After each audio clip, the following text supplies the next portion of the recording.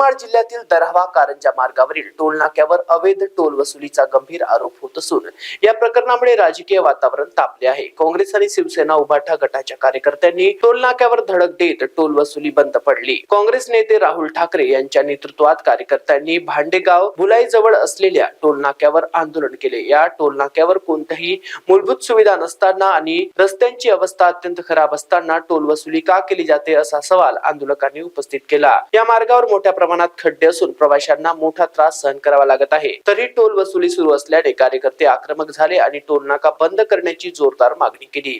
आंदोलनादरम्यान काही कार्यकर्त्यांनी दगड हातात घेत टोल नाक्यावर मोर्चा काढला। परिस्थिती तणावपूर्ण होताच पोलिसांनी हस्तक्षेप करत आंदोलकांची धरपकड केली आणि काहींनी ताब्यात घेतले। यावेळी आंदोलकांनी पालकमंत्र्यांविरोधात घोषणाबाजी करत पोलिसांचा वापर करून आंदोलन दडपण्याचा आरोपही केला। सध्या या प्रकरणामुळे परिसरात राजकीय वातावरण तापले असून टोल नाक्याच्या वैधतेबाबत प्रश्न उपस्थित केला जात आहे। पालकमंत्री हमसे डरता है, पुलिस को आगे करता है। पालकमंत्री हमसे डरता है, पुलिस को आगे करता है। पालकमंत्री हमसे डरता है, पुलिस को आगे करता है। कायमस्वरूपी टोल नाका बंद पालकमंत्र्याच्या कृपेने सुरू असलेला टोल नाका बंद पालकमंत्र्याच्या कृपेने सुरू असलेला टोल नाका बंद पालकमंत्र्याच्या कृपेने सुरू असलेला टोल नाका बंद पालकमंत्री हमसे डरता है, पुलिस को आगे करता है।